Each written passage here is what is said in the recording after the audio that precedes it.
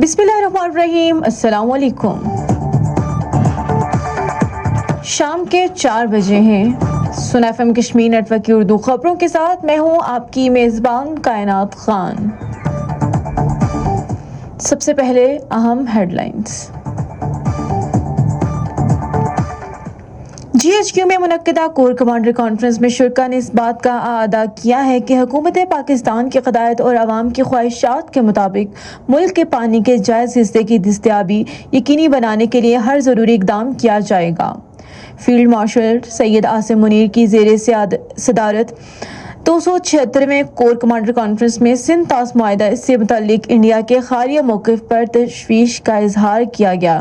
شرکاء نے Indus waters treaty سے متعلق انڈیا کے بیانات کا نوٹس لیتے ہوئے 24 اپریل 2025 کو قومی سلامتی کمیٹی کی ہدایت کی توثیق کی اور کہا کہ پاکستان کے پانی کے جائز حصے کی دستیابی یقینی بنانے کے لیے ہر ضروری اقدام کیا جائے گا۔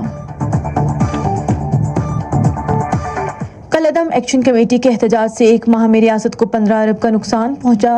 حکومت آزاد کشمیر نے پہلے ہی عوام کو سستا آٹا اور سستی بجلی کے حوالے سے بڑی سبسڈی دی۔ سیکرٹری اطلاعات آزاد کشمیر کالعدم عوامی ایکشن کمیٹی کے مظاہرین میں مسلح جتھے ہیں جو لوٹ مار کرتے ہیں۔ راولاکوٹ اور پنچ میں یہ جتھے سرکاری ملازم اور شہریوں کو روک کر تنگ کرتے ہیں۔ پولیس کے 3 جوان شہید ہوئے، اس کے باوجود انہوں نے پولیس کو بدنام کرنے کی کوشش کی۔ 4 جولائی کو پروپیگنڈا کیا گیا کہ مظاہرین کے خلاف بڑا آپریشن کیا گیا، لیکن اس کے کوئی شواہد نہیں۔ ترجمان آزاد کشمیر پولیس۔ ہمارا کوئی ایجنڈا نہیں، اللہ نے چاہا تو آزاد کشمیر میں ثالثی کا راستہ نکلے گا۔ حافظ نعیم الرحمان۔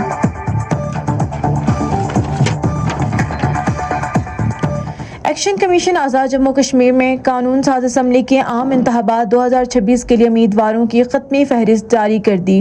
الیکشن کمیشن کے مطابق آزاد کشمیر کے 45 انتخابی حلقوں میں مجموعی طور پر 1854 امیدوار قسمت آزما رہے ہیں، جبکہ 320 سے زائد امیدوار اپنے کاغذات نامزدگی واپس لے چکے ہیں۔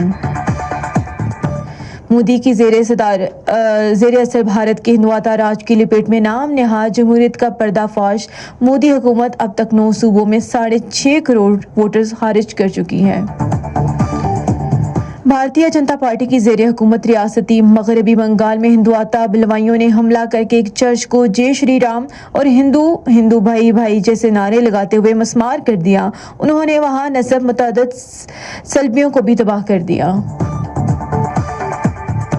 بھارتی فورسز نے ضلع راجوری میں آج مسلسل 46ویں روز بھی فوجی آپریشن جاری رکھا اور اس کو مزید توسیع دی۔ بھارتی فورسز نے علاقے میں ڈرونز اور گن شپ ہیلی کاپٹروں کی مدد سے بڑے پیمانے پر تلاشی کی کارروائیاں جاری رکھی۔ اسی کے ساتھ اب تک کی خبریں ختم ہوئی۔ مزید تجزیوں، تبصروں اور خبروں کے ساتھ جڑے رہیے سن F M Kashmir network کے ساتھ۔